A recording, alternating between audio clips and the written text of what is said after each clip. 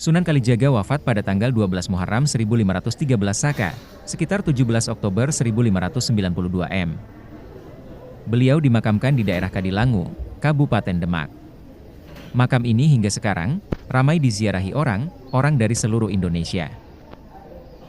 Sunan Kalijaga merupakan ulama, sekaligus penasehat pemerintahan di era Majapahit pada masa Prabu Kertabumi hingga Demak, Pajang, dan Mataram awal.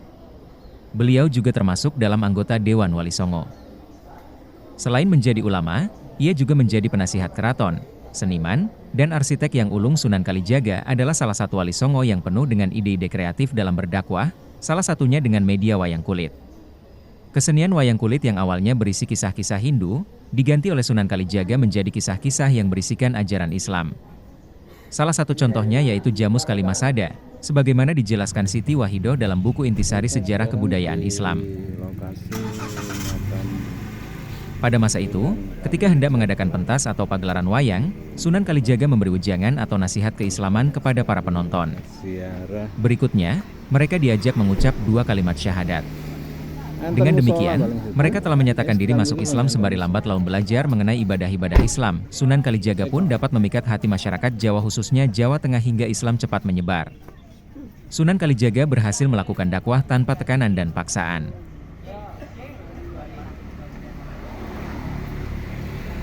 Sebagian besar adipati di Jawa memeluk Islam melalui Sunan Kalijaga. Di antaranya adalah Adipati Pandanaran, Kartasura, Kebumen, Banyumas, serta Pajang.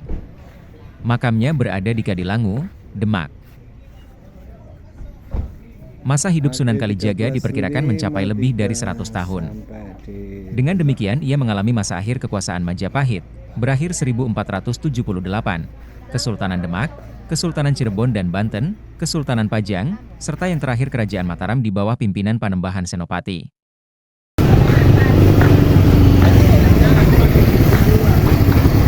Kita tepat di depan makam Sunan Kalijaga.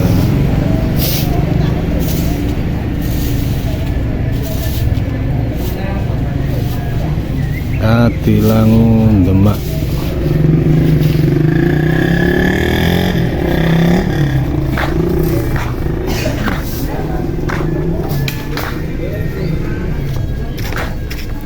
Ini jauh.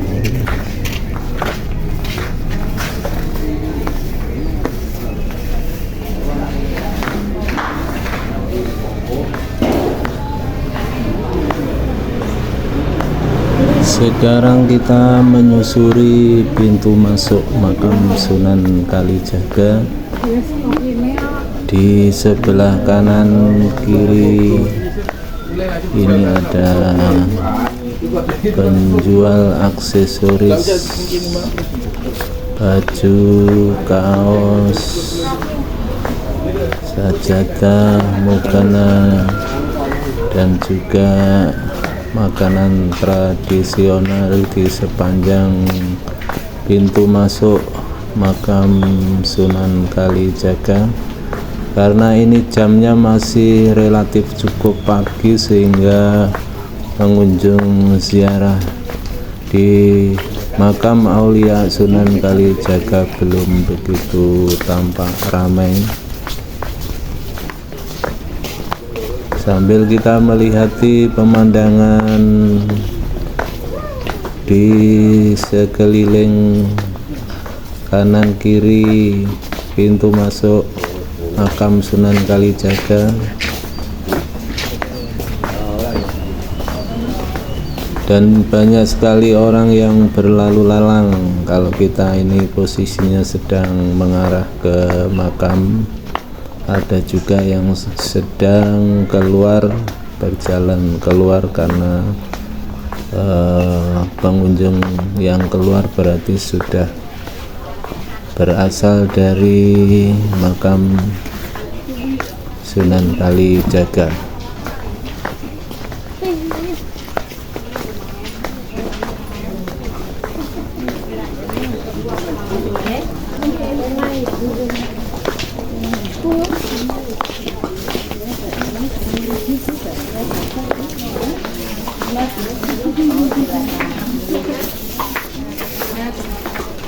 Kenapa? Angin di jalan timur.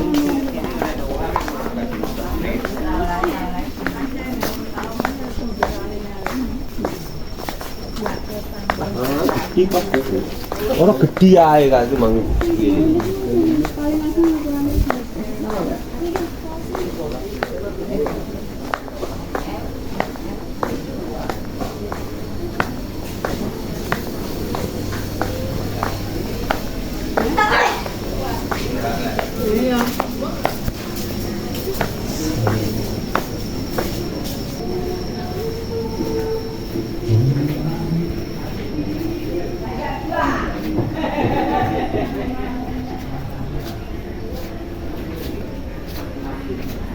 Assalamualaikum.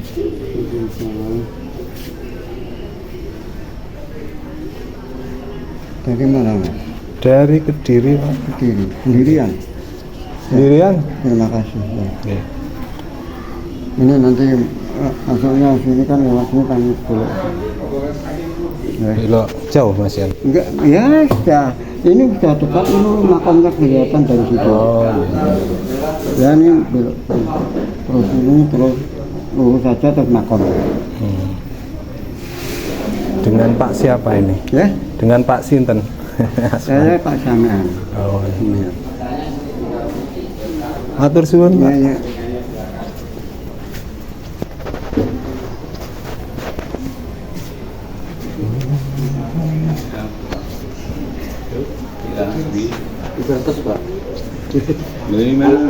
Dari Kediri. Ini laporan dulu.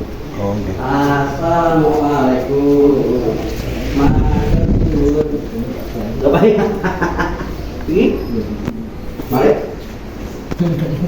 Assalamualaikum. Assalamualaikum.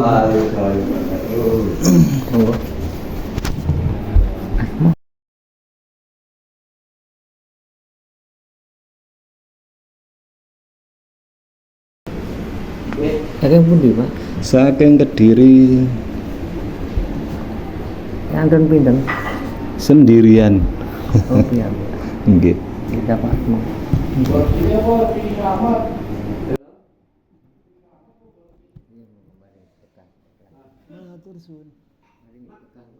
Dalam? Di sana tadi sudah. Di sini juga. Setelah kita mengisi buku tamu, kita lanjutkan perjalanannya mengarah ke makam Sunan Kalijaga, dan di sekitar ini juga banyak makam-makam untuk mengarah ke makam Sunan Kalijaga. Dan ini denah yang bisa kita lihat.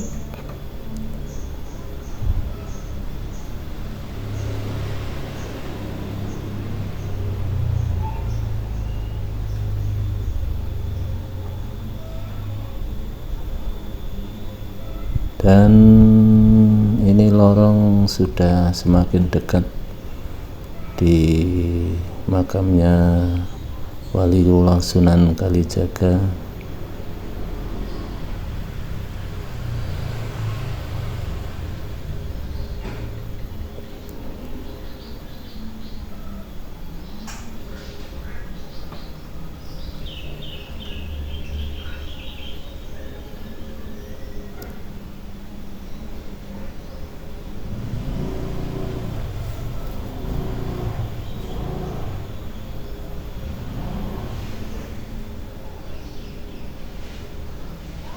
Dan yang tampak di hadapan kita inilah makam Wali Songo yang juga kita kenal dengan Raden Said atau Sunan Kalijaga. Di makamnya di bawah bangunan joglo. Dan biasanya ini kalau sore hari sangat ramai dikunjungi dan penuh orang-orang yang melakukan ziarah di sekitar makam ini.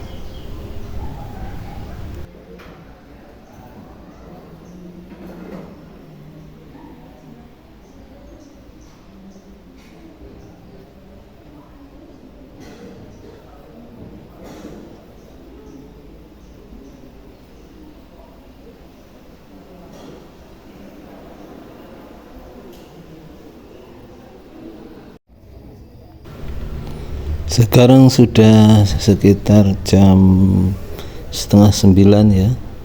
Ternyata peziarah sudah berduyun-duyun mulai memadati makam sang aulia kita Sunan Kalijaga. Dan biasanya menjelang sore peziarah akan lebih banyak lagi jumlahnya.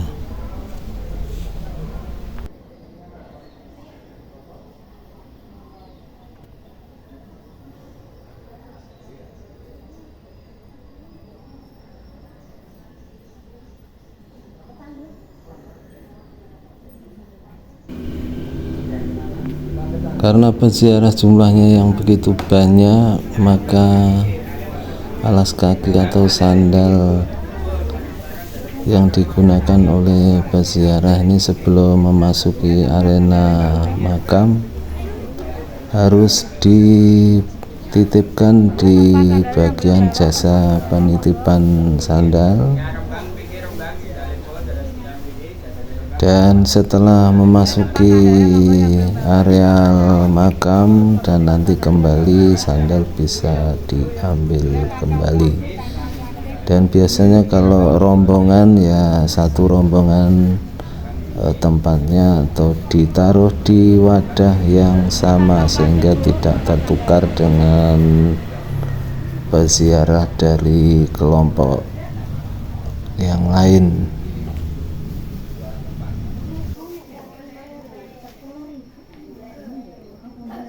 Ini kantong plastik 2000 nih.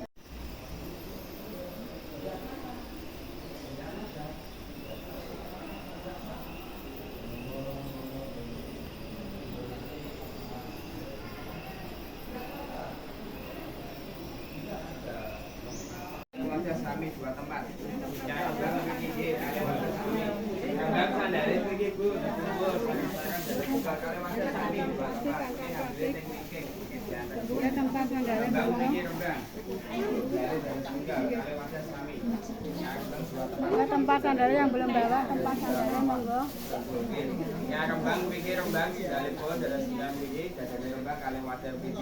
Ya tempat sandalnya monggo yang belum bawa, tempat sandalnya. Tempat sandalnya yang belum bawa. Ya kantong plastik, kantong plastik. Ini tempat penitipan sandal.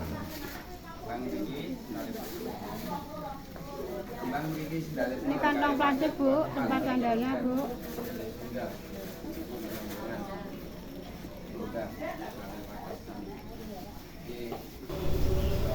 Ya, setelah kita selesai ziarah di makam Sunan Kalijaga, kita akan melanjutkan ke Masjid Demak, yang dimana Sunan Kalijaga juga berkontribusi banyak terhadap berdirinya Masjid Agung Demak.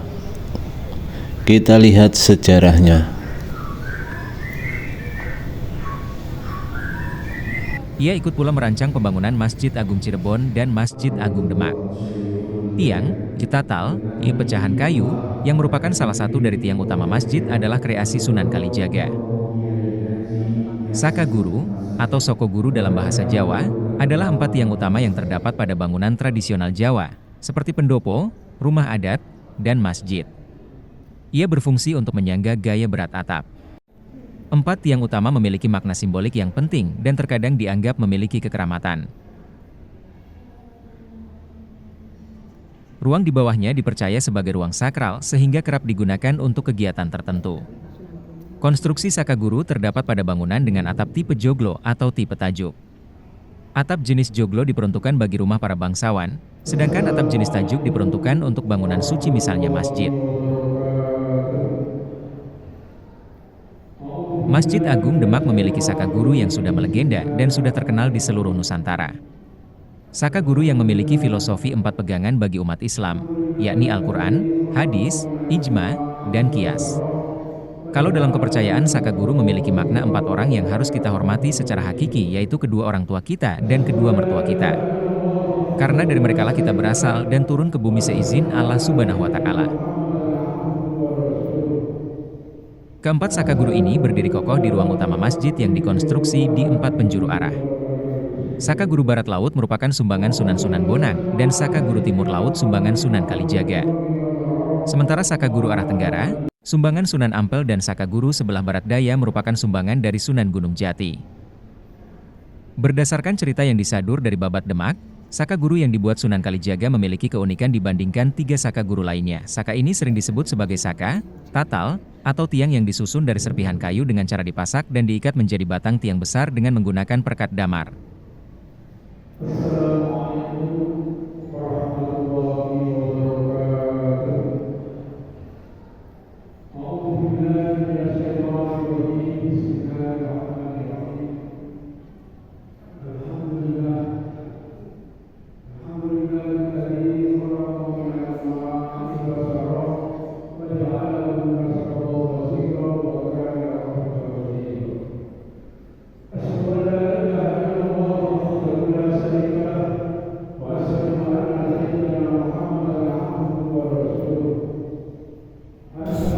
Sekarang kita lanjutkan menuju makam di samping Masjid Demak, yaitu makam Raja Patah. Lokasi makam Raja-Raja Demak atau makam Raja-Raja Kesultanan Demak berada di sisi barat laut Masjid Agung Demak, masih di kompleks masjid. 3 kubur utama yang ada di makam Kasepuhan adalah makam Raden Patah, Raden Abdul Fatah Al-Akbar Sayyidin Panotogomo, Sultan Demak pertama, Raden Patiunus, Pangeran Sabranglor, Raja Demak kedua, dan Dewi Murtosimah Permaisuri, istri Raden Patah.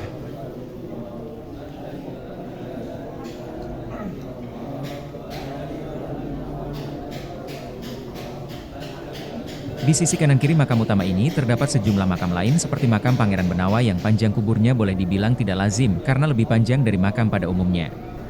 Pangeran Benawa adalah Raja Pajang ketiga, 1586-1587, bergelar Prabu Wijaya.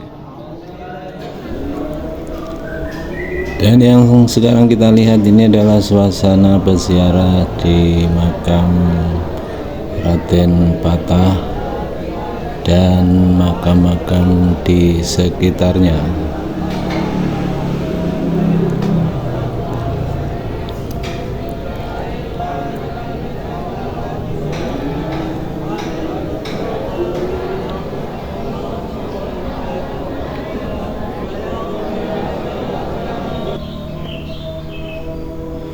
Dan kita akhiri perjumpaan kita sampai di sini dulu di liputan Kota Demak di wisata Sang Aulia Sunan Kalijaga, Masjid Demak, dan makam-makam Raja-Raja Demak, Raden Patah, dan lain-lain. Saya kira kita akhiri sampai di sini dulu. Jangan lupa like, share, comment, and subscribe. Terima kasih. Wassalamualaikum warahmatullahi wabarakatuh.